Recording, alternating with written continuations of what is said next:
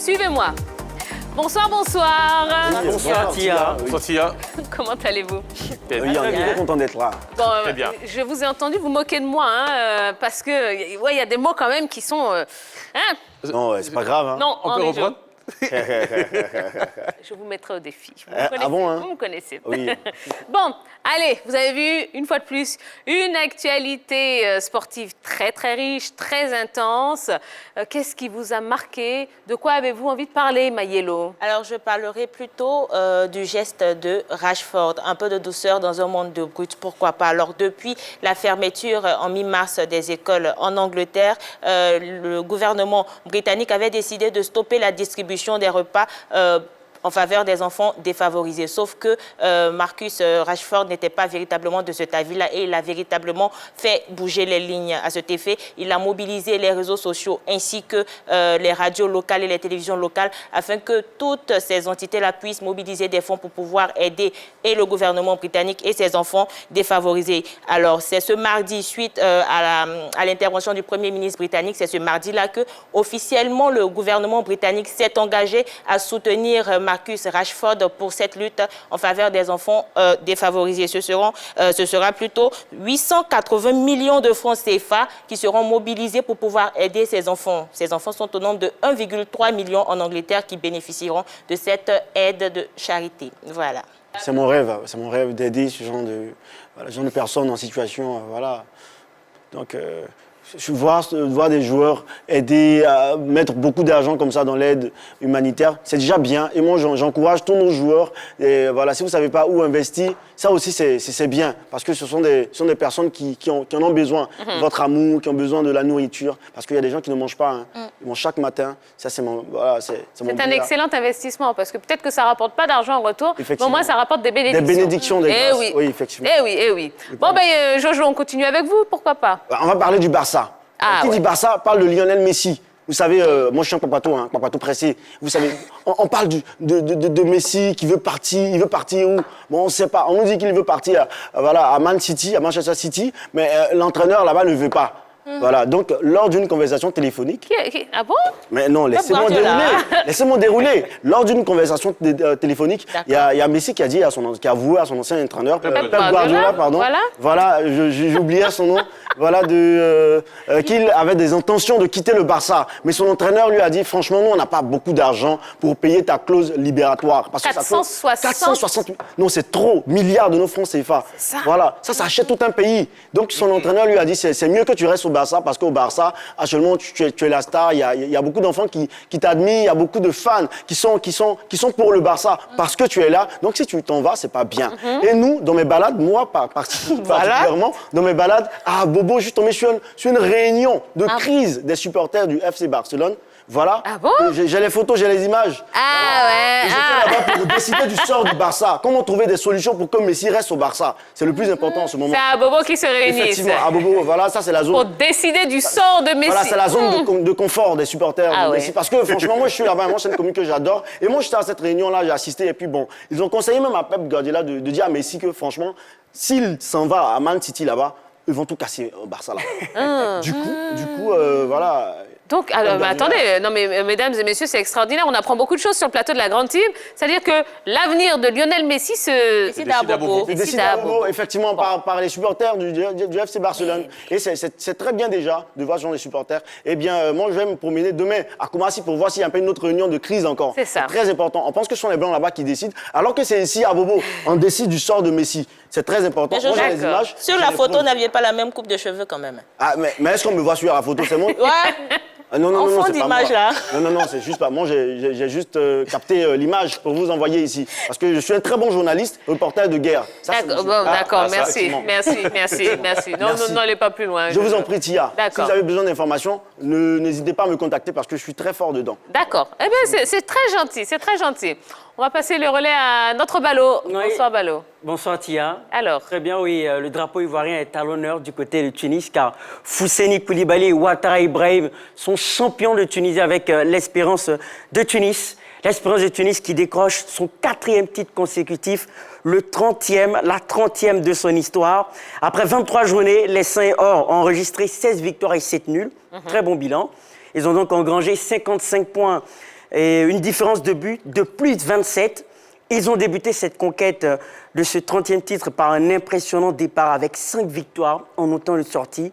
Après pourtant une élimination précoce de la Ligue des Champions, quart de finale de la Ligue des Champions, Fousseni Koulibaly et Ibrahim Ouattara n'ont rien lâché sur le plan local, tels de véritables pachydermes. Mais en même temps, c'est normal parce que faut dire que Ibrahim Ouattara a évolué avec les éléphants de Côte d'Ivoire, son unique match avec les éléphants de Côte d'Ivoire en amical contre le Bénin au stade Robert Champroux, où il a effectué quand même une belle prestation, tandis que Fousseni Koulibaly, lui, a failli se faire naturaliser par la Fédération tunisienne de football en décembre 2017. Finalement, cette fédération s'est retractée. C'est dire que Fousseni Koulibaly et Ouattara Ibrahim sont des pépites. Et il faut se poser la question de savoir si Fousseni Koulibaly n'est pas un potentiel sélectionnable par Patrice Baumel dans la future liste des éléphants de Côte d'Ivoire. On espère. Hein.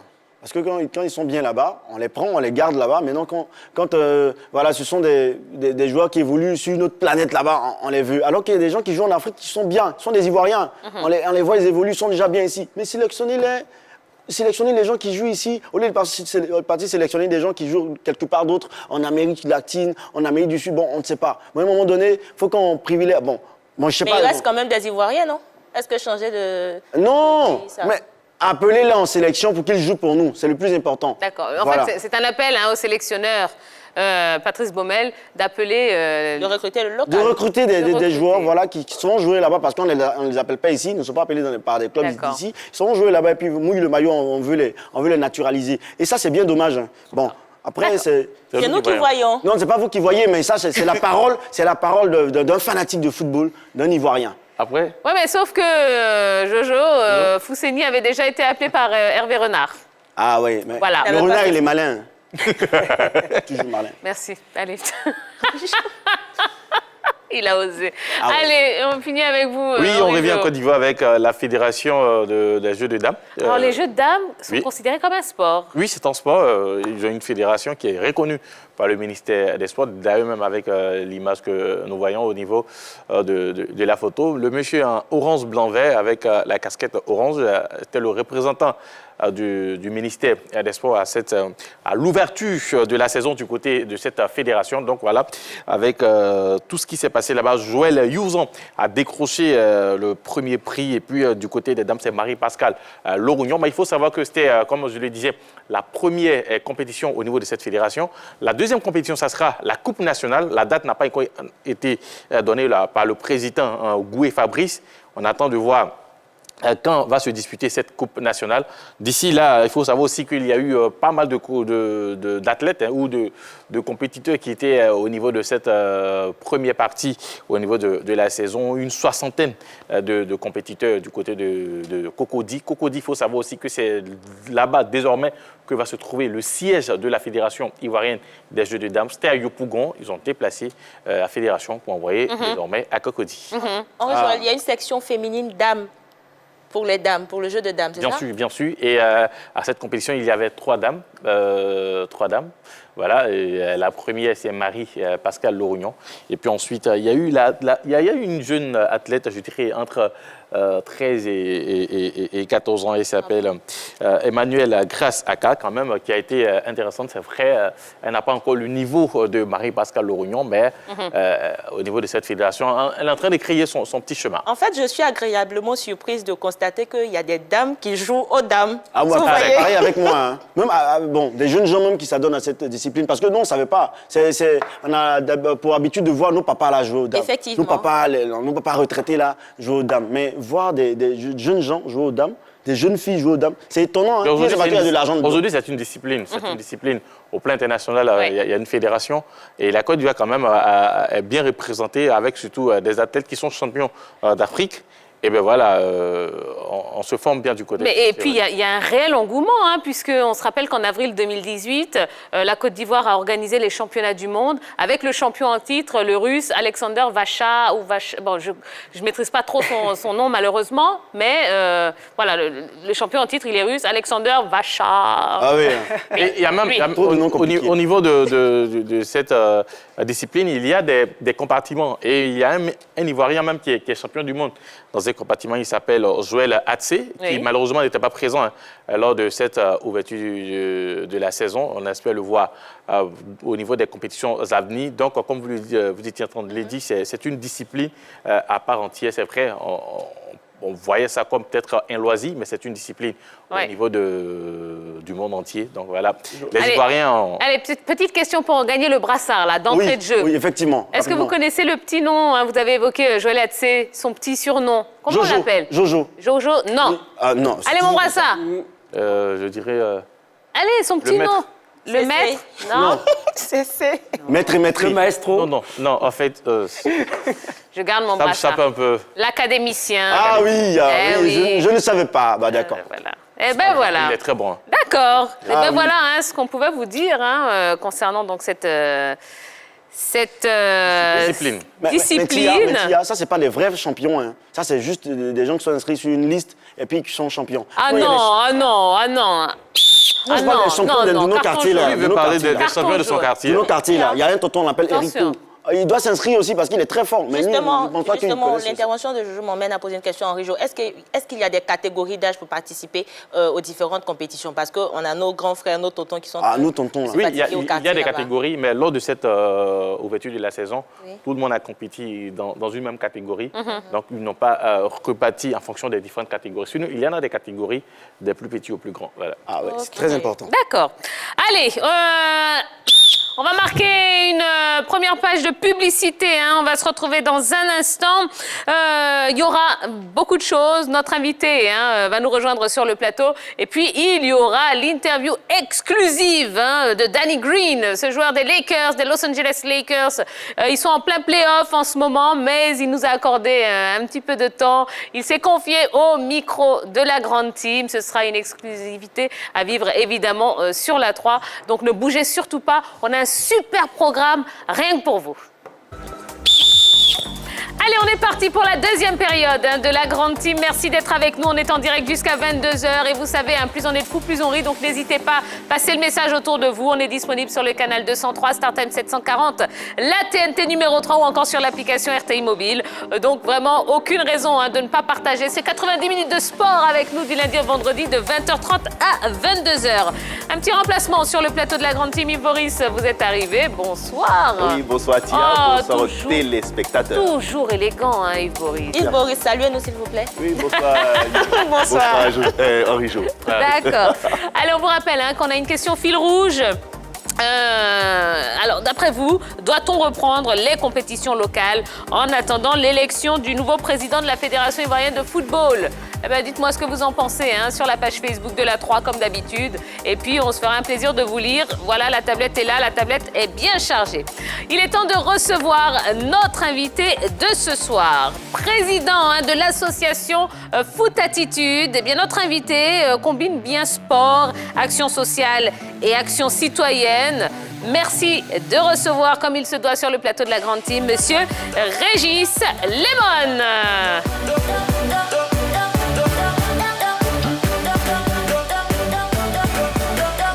Bonsoir, Monsieur Régis Lemon. Bonsoir, Tia. Comment allez-vous? Bonsoir. Très bien. Merci. Bonsoir. Bonsoir. Eh bien, on est content de vous recevoir. Moi aussi. Alors, les activités se passent bien? Oui, très bien. D'accord. Alors, c'est vrai qu'on vous sait très proche des footballeurs professionnels. Qu'est-ce qui vous lie à eux? La passion du football. Il faut dire que je suis un passionné. Et comme je le dis toujours, le football, c'est toute ma vie. C'est toute ma vie parce que cette passion m'a été communiquée par mon père. Oui. Quand j'avais pratiquement 4-5 ans, parce qu'il était, à moi, il était le responsable des supporters de la SEC. Donc, quand moi recevait la SEC, j'étais chargé de prendre d'attraper les gants du gardien. Ah. Moi, je n'oublie jamais le nom Bakary Koné. Bakary Koné de la SEC. Et ça, et il me trimballait partout sur tous les stades. Quand il était en voyage à Abidjan et tout, c'était des moments vraiment bien entre père et fils et ça m'est resté.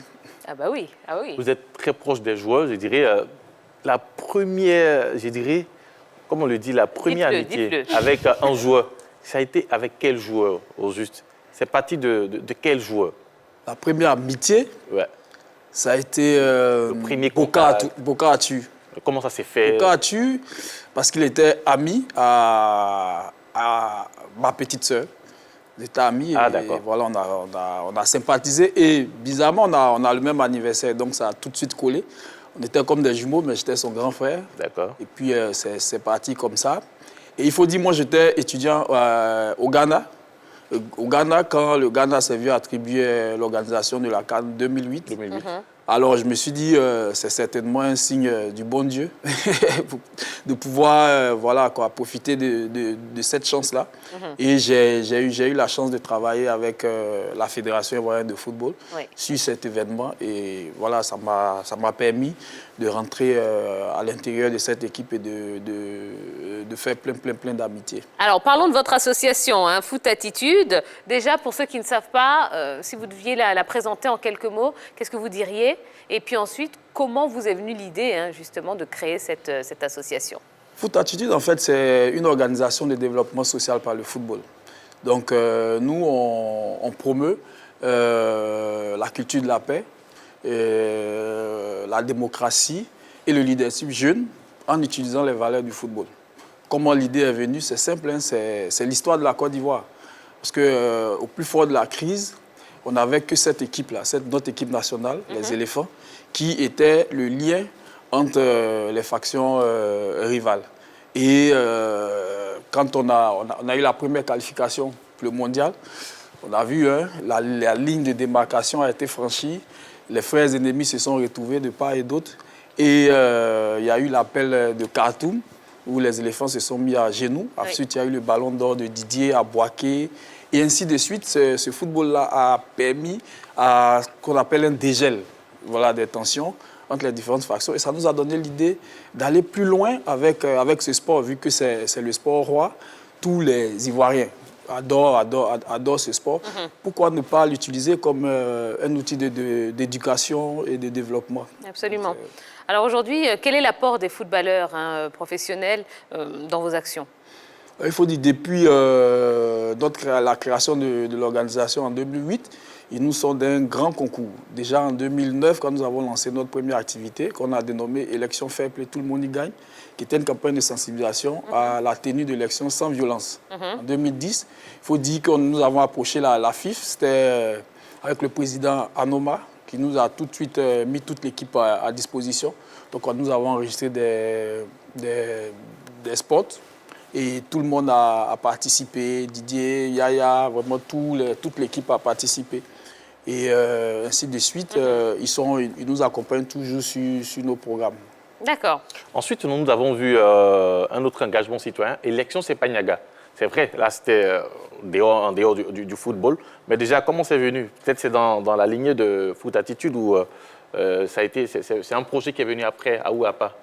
Non, Élection Sepagnaga, c'est le prolongement du programme de 2010. Parce qu'en 2010, on disait Élection fair play, tout le monde y gagne. On appelait vraiment, parce qu'on venait d'une longue période, d'une décennie de crise, donc on appelait tout le monde à l'ère des élections fair play. Et malheureusement, la crise post-électorale, on a tous subi ça, 3000 morts et tout. Nous sommes dit, à la prochaine élection, il faut utiliser un message plus direct, surtout à l'endroit de la jeunesse, parce que c'est elle qui a utilisé dans son dynamisme et sa fougue pour la basse besogne. Donc nous avons utilisé le Nushi, que tout le monde comprend, tous les jeunes, et nous avons dit élection, c'est pas Niaga, parce qu'on a essayé le Niaga, on a vu un peu ce que ça a donné. Sinon, c'est le prolongement du programme de sensibilisation pour les élections sans violence. Si sur papier, les dirigeants ont accepté l'idée, est-ce que dans la réalité, je veux dire, il y a eu un véritable impact par rapport à votre message et votre action? Je veux dire, la population adhère, tout le monde adhère. Maintenant, après, c'est généralement dans l'après, le post-électoral, c'est là que généralement tout se gâte. Et nous, comme nous n'avons pas de même mise là-dessus, nous subissons comme tout le monde. Donc, c'est pour ça que nous sommes toujours là, à marteler le message. Parce qu'il ne faut pas relâcher, il ne faut pas se décourager parce que, voilà, on a fait un programme, il y a eu peut-être une crise, il y a eu de la violence, on va juste s'arrêter. Non, il faut continuer. C'est un travail d'éducation. Oui. Et l'éducation, c'est permanent. D'accord. Alors, Monsieur Lemon, dites-moi, est-ce que votre concept s'adapte aussi à la présidentielle pour la FIF maintenant? L'élection, c'est pas Niaga, puisque c'est le moment même. Je dirais oui, parce que pour la FIF, par exemple, en 2011, nous avions lancé un programme qu'on appelait la charte du fair play. Nous avons fait signer aux 3 candidats de 2011 une charte de bonne conduite avec 10 résolutions. Nous avons tenu cette cérémonie au sein même de la FIF. Et ça a eu quand même un impact. Bon, malheureusement, pour 2020, nous ne sommes pas engagés personnellement parce que Ah, donc c'est à cause de vous. D'accord, on comprend bien. Hein? Voilà, il fallait faire signer la charte. Non, la charte sera signée. Nous avons un partenariat avec une autre organisation qui est le RIFS, qui est présidé par Cathy Touré, votre consoeur Cathy Touré. Absolument. Et donc, elle est en train de mettre les bouchées doubles pour pouvoir réussir cette charte-là. Allez-vous parler de ces programmes que vous avez pu faire dans le passé? Quelles sont les villes que vous avez sillonnées? Nous, il faut dire principalement, nous sommes cantonnés à Abidjan. Et nous avons utilisé les médias classiques pour faire passer les messages, c'est-à-dire des spots télé, parce qu'on sait que les spots vont pénétrer toute la Côte d'Ivoire et même au-delà. Maintenant, nous avons eu aussi des programmes, comme le programme que nous avons eu avec l'ambassade des États-Unis, qui nous a permis de faire 6 grandes villes du pays. Nous sommes allés à Diokwe, à Gagnoa, à Korogo, à Boaké, à Bengourou et à Bobo. Et le programme, c'était essayer de développer un leadership jeune et aussi développer quelques connaissances en matière de démocratie, de justice, des droits de l'homme. Et le clou de ce programme-là a été vraiment bien. Nous avons travaillé avec 600 jeunes, élèves de 14 à 21 ans.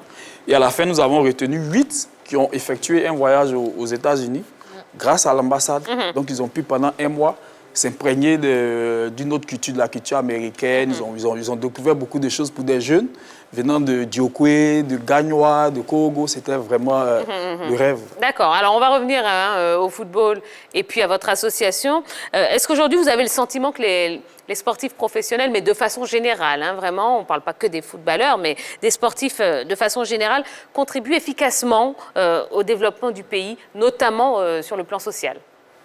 De plus en plus, parce que au départ, ils ne percevaient pas cette donne-là de pouvoir redonner à la communauté ce que vous avez reçu.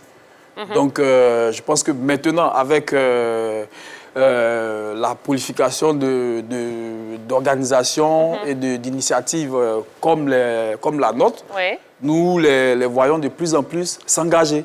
On a plusieurs footballeurs qui ont, par exemple, des fondations, comme les frères Kalou, comme Didier Drogba. Vous travaillez avec eux?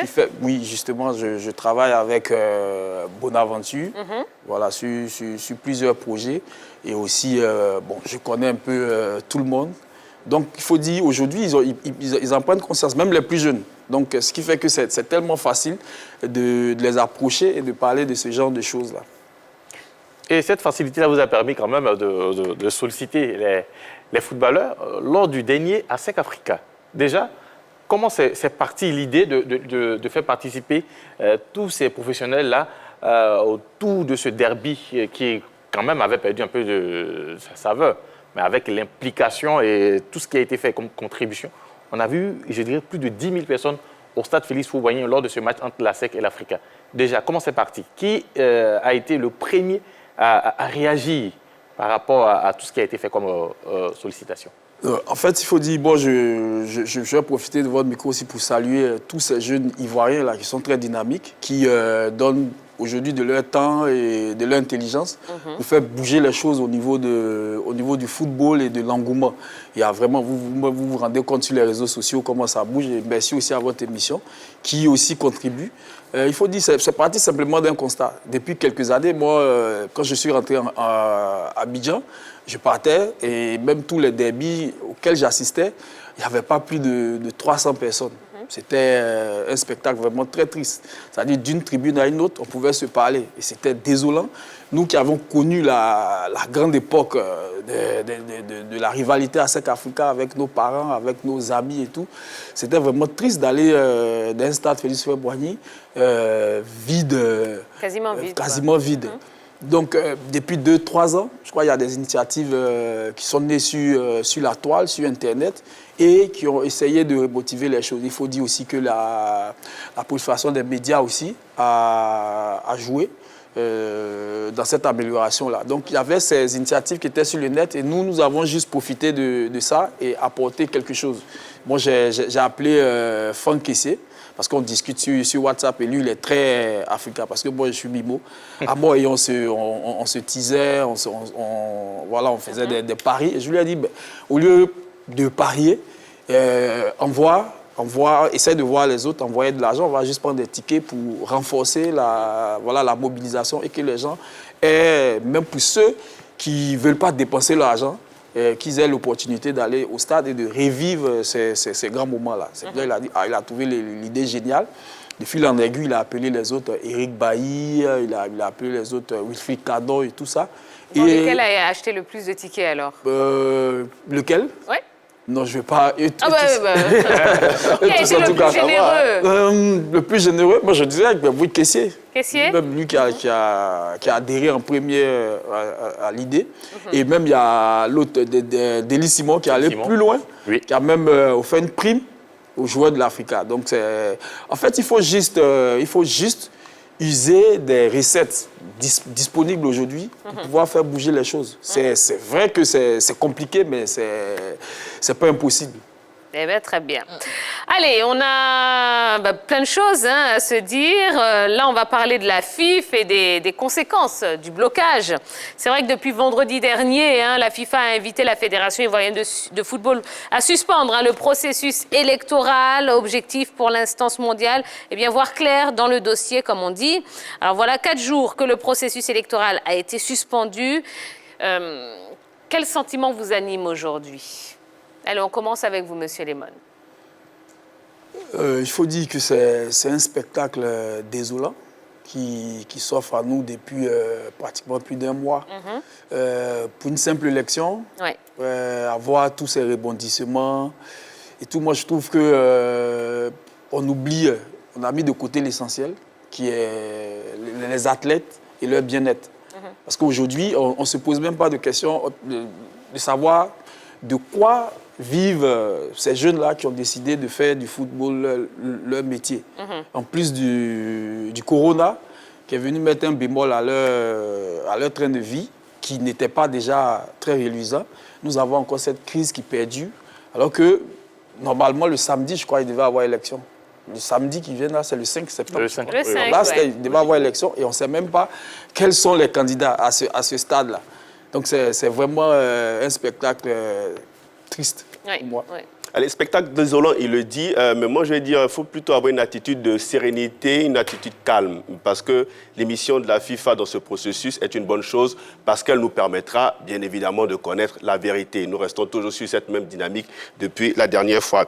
Il faut dire que l'analyse, l'analyse que fera la FIFA de ces différents documents dont elle a demandé, à la FIFA, permettra, à cette Fédération internationale de football de prendre véritablement connaissance de comment les choses se sont déroulées pour qu'on en arrive à un blocage. Et aujourd'hui, avec cette émission de la FIFA, les différentes personnes concernées, ceux qui faisaient des blocages s'il y en avait, ceux qui étaient à la base, des personnes qui ne respectaient pas les textes, on aura l'occasion de connaître cette vérité-là. Et puis je crois que la FIFA va sûrement donner une nouvelle dynamique, une nouvelle feuille de route à la commission électorale pour que les choses puissent avancer dans le bon sens. Henri Jo. Oui, spectacle désolant, puisque on constate qu'il y a eu une incapacité pour pour la commission électorale de pouvoir organiser ces élections de façon transparente, et on est obligé de faire appel à l'instance mondiale du foot pour venir essayer de clarifier les choses. Donc moi, je dirais, tout comme les autres l'ont dit, c'est un spectacle désolant qui, pour moi, n'avait pas lieu d'être. C'est ça. Alors finalement, hein, c'est le football ivoirien qui est perdant. Tout est à l'arrêt. On est tous d'accord pour dire ça. Quelles sont les conséquences de ce blocage sur l'ensemble du football ivoirien aujourd'hui? Et les conséquences sont multiples pour moi. Les conséquences sont multiples. On peut parler, par exemple, je veux dire, de méfiance qui s'est immiscée entre les différents acteurs. Il y a une grande méfiance aujourd'hui. Les différents acteurs ne se font plus confiance. Autre chose dont on peut parler aussi, il y a une division qui s'est installée entre ces différents acteurs. Et puis, on n'oublie pas qu'au plan financier, ce sera véritablement dur et compliqué pour les clubs et pour les joueurs, parce que ce sont eux les premiers concernés. S'il n'y a pas d'activité sportive, on ne peut pas avoir la subvention de la fédération pour faire fonctionner les clubs et payer les joueurs. Donc, je crois qu'à ce niveau-là, surtout au plan financier, ce sera vraiment très catastrophique pour les clubs et les joueurs. Monsieur Lemon? Oui, en fait, j'abonde dans le même sens que lui. En fait, c'est d'abord les joueurs qui vont en partie. Et ensuite, les dirigeants de clubs aussi, parce qu'eux aussi, ils ont besoin d'activité. Parce que le football, en définitive, le sport, c'est du spectacle, c'est un business. Donc, s'il n'y a pas, c'est comme il n'y a pas longtemps, les salles de spectacle étaient fermées et tous les acteurs du monde culturel s'en plaignaient. Mais c'est pareil. Les stades, bon, c'est vrai que le ministère s'est ouvert, mais s'il y a blocage, on ne peut pas reprendre des compétitions. Et quand il n'y a pas de compétition, il n'y a pas de salaire, tout est à l'arrêt. Et ça, c'est déplorable. Et je rebondis sur ce qu'il avait déjà dit. Il faut dire que la FIFA, moi je trouve que la FIFA fait bien vraiment de s'y dans cette élection-là, afin vraiment de nous sauver. De nous sauver parce qu'au moins, je me dis, avec le règlement de la FIFA, tout le monde, cela mettra d'accord tout le monde pour une bonne fois pour toutes. Oui, mais est-ce que l'émission de la FIFA honore la classe dirigeante quand même de cette fédération? Pas du tout, mais si c'est la solution, c'est la seule solution qui nous reste, autant il faut l'utiliser. Il faut l'utiliser parce que sans cela, on serait parti voilà, de rebondissement, tel une série novelas. Bon, moi, je pense que ça dépend de l'angle sous lequel on se situe. Si on fait partie de la classe dirigeante, on pense que la FIFA s'immisce un peu trop dans nos affaires, puisqu'il y a M. Bictoro qui le disait, Salif Bictoro qui le disait il n'y a pas longtemps qu'il y a des audits à faire. Donc, quand on se base sous cet angle-là, oui, on sent que la FIFA s'immisce. Et quand on se base, quand on est sous l'angle de la population ou de certains candidats, on se dit oui, à un moment, il faudrait que ça s'arrête, il faudrait qu'on fasse le point d'un bilan qui a été quand même assez loin et assez mitigé. Donc, pour moi, il y a différents avis par rapport à la FIFA. D'accord. Alors, on va prendre une première réaction sur la page Facebook de la 3. Oui, il y a Eric Sylvain Assiri par rapport à la question sondage qui répond oui. Je pense qu'il faut reprendre les compétitions locales afin de mettre nos joueurs locaux à niveau, afin qu'ils puissent compétir aux compétitions de la CAF. D'accord. Oui. Et moi, je vais abonder dans le même sens que lui concernant les conséquences au niveau de notre football. Nous avons déjà 2 clubs qui sont engagés au niveau des compétitions africaines. Et aujourd'hui, si on boucle la saison précédente, c'est-à-dire cette saison qui a commencé, où nous sommes déjà au niveau des demi-finales avec la coupe de la Confédération et la Ligue des Champions, on sera amené tout de suite à reprendre les nouvelles compétitions au niveau de l'Afrique. Et le FC San Pedro et le Racing iront à ces compétitions-là sans avoir joué un match de championnat. Et ça va les défavoriser face à des équipes, par exemple, qui sont en compétition, qui ont commencé le championnat. Et ça, c'est le gros problème aujourd'hui. C'est vrai, ces équipes ont déjà commencé au niveau de la préparation. Le Racing, nous évoquions récemment avec cette préparation du côté de Yopougon. Oui. Le FC San Pedro en a fait pareil du côté de San Pedro, mais est-ce que ça suffit aujourd'hui pour aller jouer une compétition africaine? Je dis non, il faut déjà commencer les compétitions. On sait que les phases éliminatoires des compétitions africaines sont beaucoup plus difficiles. Oui, c'est le haut niveau. Oui. Là-bas, c'est le haut niveau. Vous allez rencontrer les champions des autres pays. Imaginons, vous rencontrez une équipe qui a 10 matchs dans les jambes. Dans les jambes. Vous qui venez de commencer... à l'image de l'Espérance de Tunis. De Tunis qui, facilement, déjà, ils sont devant nous, il faut le reconnaître. Et avec 10 matchs dans les jambes et une équipe qui vient là, ça n'engage que vous. Hein. Non, là, on est tous unanimes que les clubs de l'Afrique du Nord, il n'y a pas photo avec nous. Je crois en nos clubs locaux. Je crois en eux. Si vous ne croyez pas en eux, la dernière rencontre, si ma mémoire est bonne, entre un club de l'Afrique du Nord, en Ligue des Champions, je vais prendre le WAC, qui a pris 8 buts contre le WAC contre le Wydad Athlético qui a pris 8 buts. La SEC contre le Wydad qui a pris 5 buts. C'était 7. 7-2. 7-2. La SEC qui en a pris 5. Le Barça a bien pris 8 buts face au Bayern. Et alors, ça n'arrive pas qu'à nous, je suis désolée. Comme je le dis, aller jouer face à ce groupe ou bien à cette catégorie. À ce calibre. À ce calibre, voilà, au niveau de l'Afrique. Avec pas de compétition, pas de match au niveau local, ça sera très compliqué pour nos équipes et vivement que tout cela prenne fin pour que on ait une compétition afin de permettre à nos équipes de pouvoir se préparer idéalement pour affronter les joutes africaines. D'accord. Alors, pour vous, Monsieur Lemon, est-ce qu'il faut reprendre, il faudrait reprendre les compétitions locales, du moins, en attendant l'élection? À l'état actuel, moi, je dirais non.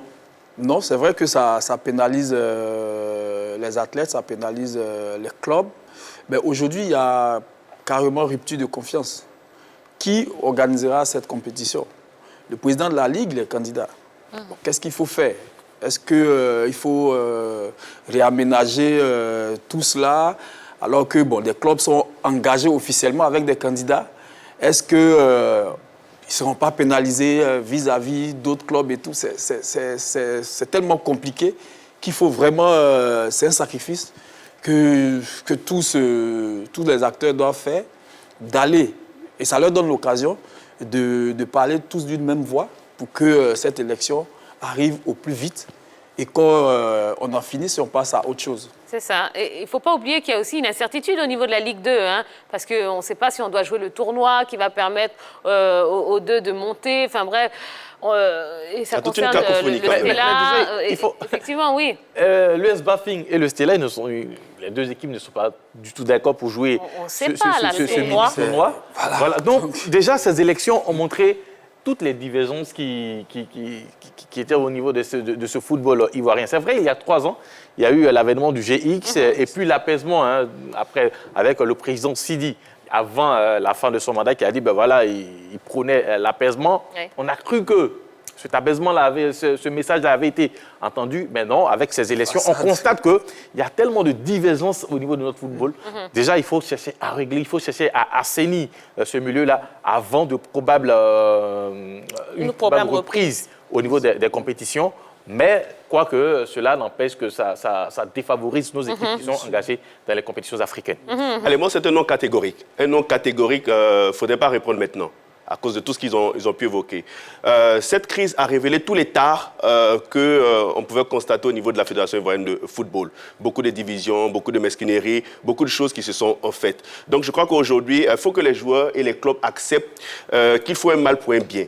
Avec ce blocage qui existe et tous les problèmes qui ont pu être soulevés avec cette histoire des élections, je crois que le président qui sera élu à la tête de la Fédération ivoirienne de football pourra redémarrer les choses de façon avec plus de dynamisme et puis avec plus de poigne parce qu'il aura tous les coups de franche pour mettre son équipe en place pour travailler. Imaginez c'est l'instant qu'on essaie de reprendre les activités sportives, on met la Ligue 1, on fait la Ligue 2 et puis on organise les élections et c'est celui qui organise cette Ligue 2, cette Ligue 1 là qui ne gagne pas et puis c'est une autre personne qui arrive.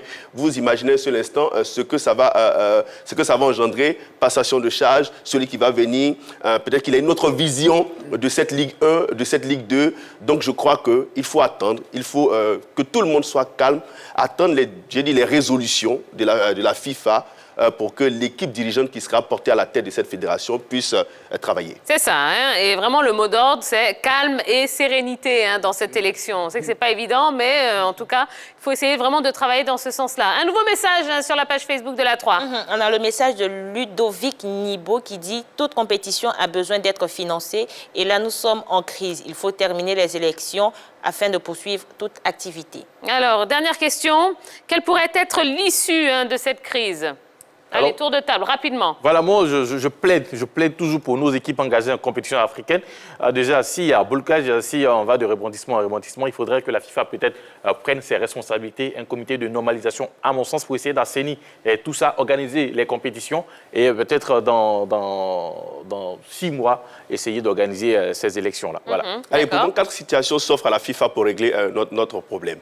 Première chose, c'est que la FIFA, après avoir épluché tous les documents qui leur ont été fournis, elle peut reconduire, cette commission électorale et puis faire avancer les choses. Deuxième chose, elle peut redemander l'intégration de l'ex-président de cette commission et puis revenir sur la décision du 8. Autre chose qu'il faut aussi ajouter, la FIFA peut demander la recomposition de cette commission électorale pour que le processus puisse bouger. Et puis troisième chose, peut-être, ce que je ne souhaite pas, c'est un comité de normalisation pour venir gérer notre football, puisqu'on a montré l'incapacité de ne pas pouvoir organiser une élection et gérer cette affaire. Monsieur Lemon. En fait, moi, je souhaite simplement que la FIFA, ayant vraiment tous les documents qu'elle a demandés, qu'elle fasse son analyse rapidement et qu'elle nous donne la démarche à suivre afin d'aller. Et moi, je pense que la solution idoine, c'est juste de s'appuyer sur les tests. Elle qui, mieux que la FIFA, peut nous lire nos tests. Donc, qu'elle les lise et nous donne la conduite à tenir. Et tout le monde s'en tiendra à cette conduite-là. Je pense qu'on ira à l'élection et le meilleur gagnera et puis le football reprendra. Bon, pour moi, l'issue certaine, c'est qu'il y aura un président. Passant par tous les tenants et les aboutissants, il y aura forcément un président. Respect de texte ou pas, il y aura un président. Donc, l'issue de cette crise-là, c'est qu'il y aura un président. Peut-être de l'ancien régime ou d'un nouveau régime. C'est qu'il y aura un nouveau président. C'est tout. Bon, vous mouillez pas trop là. Du tout. D'accord. Allez, monsieur Régis Lemon, les prochaines actions, qu'est-ce que c'est? Bon, nous avons une campagne tout média qui démarre déjà le 10 septembre, qui va durer deux mois. Ensuite, nous avons aussi une tournée qui est prévue en fin septembre. Et après, nous avons Une tournée où? Nous allons faire 7 localités de la Côte d'Ivoire afin d'aller porter le message encore. Elles sont déjà arrêtées, ces localités, ou pas encore? Pas encore, Okay. pas encore. Nous sommes en train de travailler là-dessus avec nos différents partenaires. Et je pense que d'ici 2 semaines, on aura ces localités-là. Et aussi, nous préparons aussi l'innovation cette année, lors de cette élection présidentielle, ça sera le village des électeurs. Nous allons ériger un espace, nous allons prendre un espace et ériger un village pour faire une sorte de foire, d'exposition, où on aura des stands pour toutes les parties prenantes aux élections afin de sensibiliser, de passer du bon moment et de montrer le côté festif d'une élection. D'accord. Alors, pour ce que je comprends, votre mouvement n'est pas apolitique. Il est plutôt apolitique. Il est plutôt apolitique? Oui. Ah bon? Oui, apolitique. On ne dirait pas. Pourquoi? On a l'impression que vous vous basez plus sur les situations politiques plutôt que de vous baser sur, par exemple, l'élection à la FIFA où vous avez un grand canevas pour pouvoir faire passer des messages avec des jeunes, etc. Oui, mais le fait de sensibiliser sur l'élection présidentielle n'est pas forcément politique. Parce que quand on dit politique, c'est déjà prendre parti. La politique, on peut s'immiscer dans la politique sans prendre parti. Et nous, ce que nous faisons, pourquoi nous le faisons? Parce que la politique, au niveau national, est celle qui impacte la politique au niveau sportif. Donc autant, oui, bien sûr. Si, pour qu'on joue au foot, il faut qu'il ait la paix. Il faut qu'il ait la paix. Et donc nous, on utilise le message du football. Ce qu'on appelle le développement par le sport. Voilà, c'est un domaine qui est, voilà, même notre candidat, notre icône, Didier Doba, il est même vice-président d'une organisation de développement social par le sport. Alors, pour cette nouvelle campagne, j'ai quand même eu un scoop. Il me semble qu'à la Régis Lemon souhaiterait avoir quelques membres de la grande team pour la nouvelle campagne. Est-ce que j'ai dit vrai ou... Bien sûr, parce qu'en fait... Vous n'êtes pas en train de vous inviter dans Non. dans En fait, j'ai eu le scoop quelque part, mais il fallait que je demande. Ah bon? C'est ça, Voilà, c'est ça. En fait, parce qu'on a une série de spots télé et cette année, il y a une diversité. Nous avons les acteurs du monde sportif, du monde culturel et du monde des médias. Et nous souhaiterons avoir... Aujourd'hui, nous avons la chance d'avoir plusieurs chaînes de télé en Côte d'Ivoire. Nous pouvons utiliser ces visages-là qui s'invitent tous les jours dans les foyers afin aussi de porter ce message et qu'ensemble, nous puissions vraiment réussir cette initiative d'avoir des élections apaisées et de voir notre pays être en paix et aller de l'avant. On a bien compris. Donc, moi, je profite, je saisis la balle au bon pour vous inviter, Tia, parce qu'aujourd'hui, vous êtes... sur moi, d'accord. Oui, justement, que vous puissiez participer à ce programme-là. Oui. D'accord, très bien. Ben, écoutez, on en discute en antenne. Il n'y a pas de souci. Ça vous va? Il n'y a pas de souci. Eh ben, merci beaucoup, hein, Monsieur Régis Lemon. Ben, on vous souhaite bonne continuation, plein de belles choses à travers cette association Foot Attitude. Et ben, on vous suit de très près. Merci beaucoup. Merci beaucoup. Allez, on va marquer une nouvelle page de publicité. On va se retrouver dans un instant. Beaucoup de choses encore à vous proposer. On va parler de Tottenham avec Mourinho, hein, qui se paye un petit peu, Serge Aurier. On va parler Covid-19, et une question, oui, très importante. Est-ce qu'il faut s'inquiéter pour le sport? Et puis, évidemment, on n'oublie pas notre interview exclusive avec Danny Green, le joueur des Los Angeles Lakers, qui s'est confié au micro de la grande team. Eh bien, ce sera un moment extraordinaire, hein, qu'on vous propose de vivre juste après la pub. Ne bougez pas.